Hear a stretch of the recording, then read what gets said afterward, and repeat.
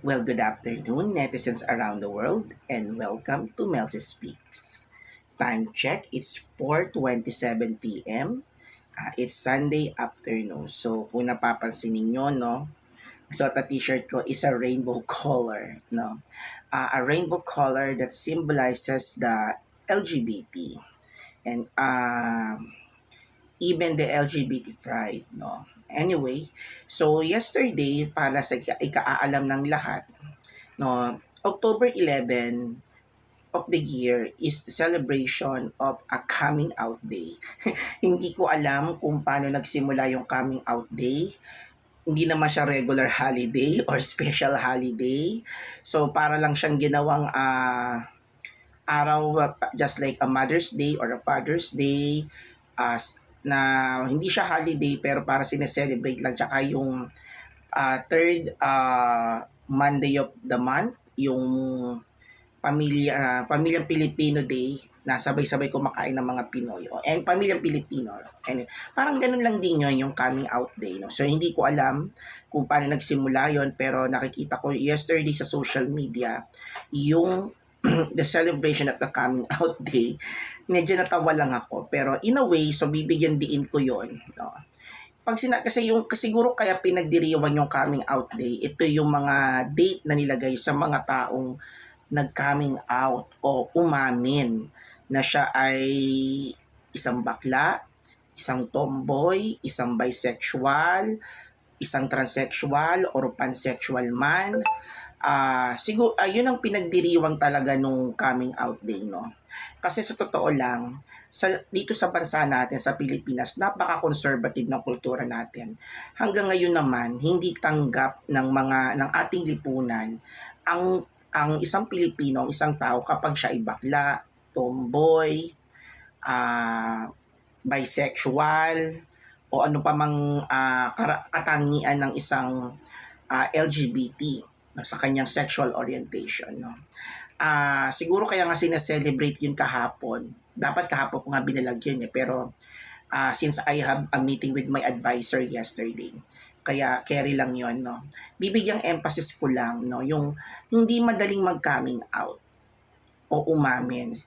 Kasi sa mundong ito, lalo na sa bansang Pilipinas, napaka-judgmental ng mga Pilipino, no? Kasi dahil nga nasa bansang conservative na kultura tayo, hindi tanggap sa lipunan ang mga bakla tomboy kasi tingin nila ito ay salot, malas, nagbibigay ng tawag dito ng perwisyo sa lipunan o sa mga ibang tao, individual man. Alam nyo, ganito lang naman yan, no?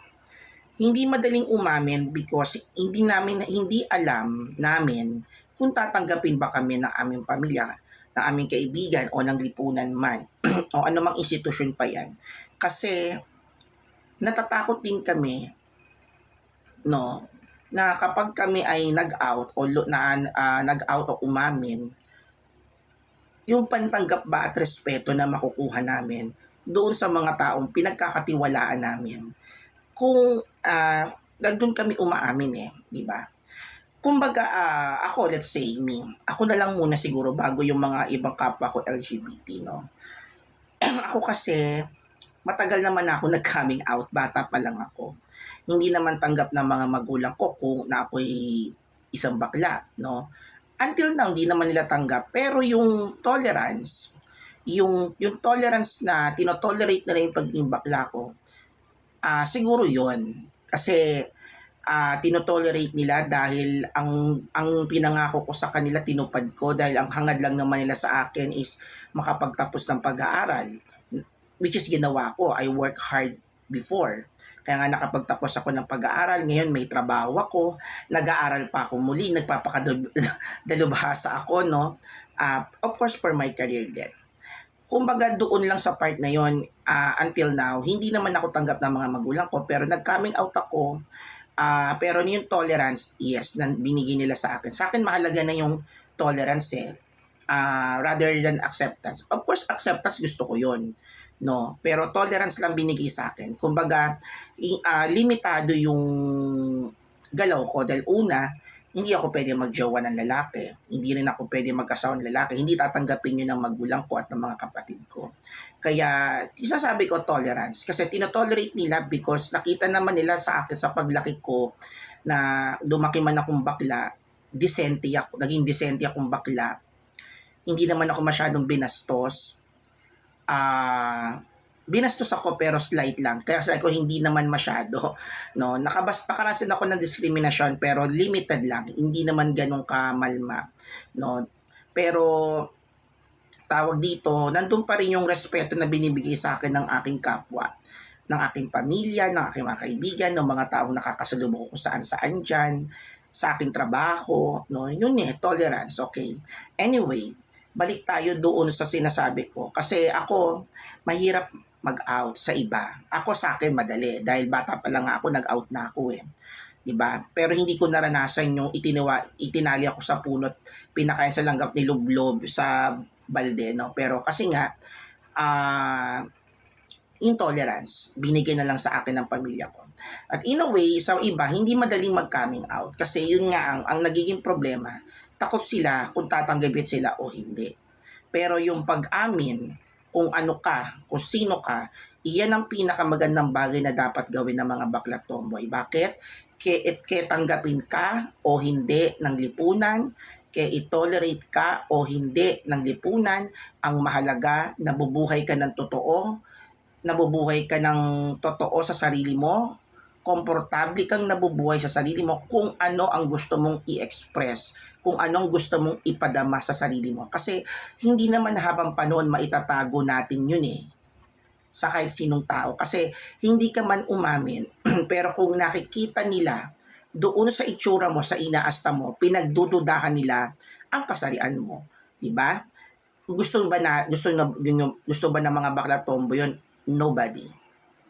Aamin din yan sa takdang panahon. Pero sa mga taong mapanghusga at nagda-doubt kayo sa pagkataon kung ayaw pang umamin, hayaan nyo sila. Bigyan nyo sila ng tamang panahon para aminin nila. Dahil darating din niya sa puntong niya na aaminin din nila yan. Give them time to admit or to become coming out, no? At doon sa mga natatakot mag-coming out, okay lang yan. Hindi naman, ibig sabihin yan, bigyan nyo sarili nyo rin ng panahon. Magmuni-muni kung kailan kayo dapat i-out, mag-coming out o aminin nyo kung ano ba talaga kayo. No? Yun lang naman ang masasabi ko dun sa mga aking mga kapaderasyon, mga kumare, mga kumpare, no? Yun lang. So, siguro yun ang ini-emphasize ko lang, yung tinatawag na coming out day, which is yesterday, October 11. So, do not forget, mga LGBT, October 11 is the coming out day, and this day is a celebration of an LGBT who coming out, who express themselves of who they are, no. Ito naman sa pag-amin, tanggapin man o hindi, it doesn't matter. Hayaan nyo na lang sila. Mahalaga, nabubuhay ka ng totoo, nabubuhay ka ng walang sinasagasaang tao, nabubuhay ka para paglingkuran ng Panginoon. Dahil sa paglilingkod sa Panginoon, walang bakla o tomboy. Kaya bakla kay tomboy ka, basta malapit ka sa Diyos, nabubuhay ka ng tama, isinasa pamuhay mo yung natututunan mo sa Panginoon, lumalakad ka ng matuwid, pagpapalain tayo ni Lord, no? Yun lang naman yon. Basta lagi na lang, manatiliin na lang natin bilang mga bakla tomboy na pag tayo nasa Panginoon, ang liwanag at ang katotohanan ang siya magpaparaya sa atin. Okay? So, yun lang. Magandang hapon sa inyo, and again, belated Happy Coming Out Day.